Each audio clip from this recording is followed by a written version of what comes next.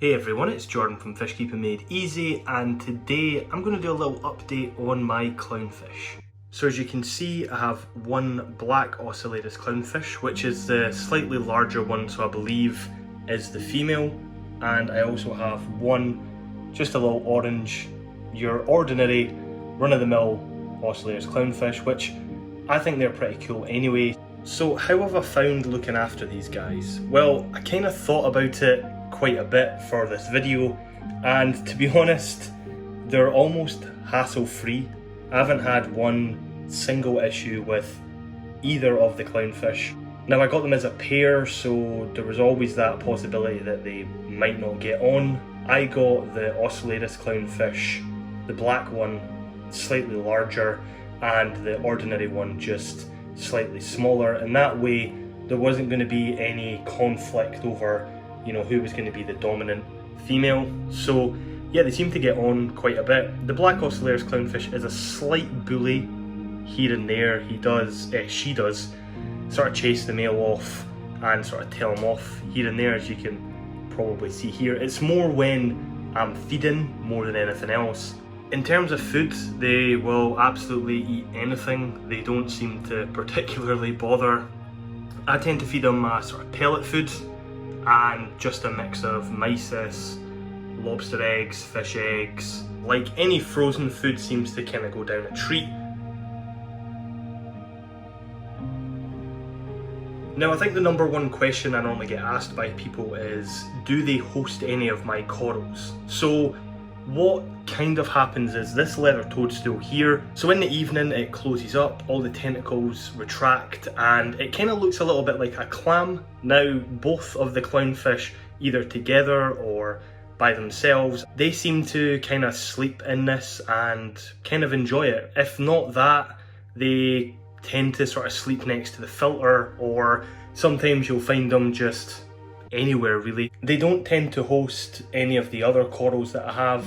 We have hammer coral here that people tend to ask if they host, which they don't, and they don't really seem to bother about anything else, but I'm happy enough that they tend to like the leather toadstool. So if you are looking for a coral that you want to see your clownfish interacting with, then definitely I would try one of these.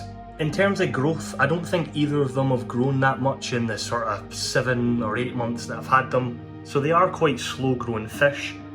As I said, they are in a nano tank at the moment, so they will be getting taken out of this and put into a slightly larger aquarium.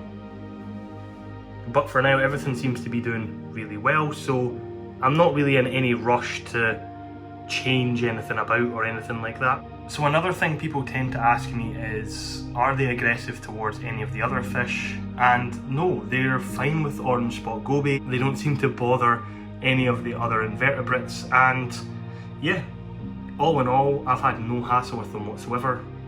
The only issue that I've had is when I moved, I seemed to upset the tank a little bit, and we were getting direct sunlight in from the window, which I never noticed, and all this sort of green hair algae seemed to appear, and I have noticed sort of some coloration of cyanobacteria, so I'm hoping it's not going to turn into anything. Here's the orange spot goby here, just chilling. A lot of people ask me about breeding, asking if my clownfish have bred. I still think they're a little bit too young for any sort of breeding, and I haven't really seen any breeding activity or anything like that. It is something that I would be interested in. It would be great to have them breeding, and yeah, you could get some Fish Keeping Made Easy clownfish babies. With one being a black Ocellaris and one being just your regular one, it would be quite interesting to see what the babies would actually look like. So it'd be a nice sort of hybrid of the both. But for now, we have no breeding behaviour, but I will keep you updated if we do see any. I just love the colour on the black Ocellaris clownfish. The contrast between the black and the white is so cool.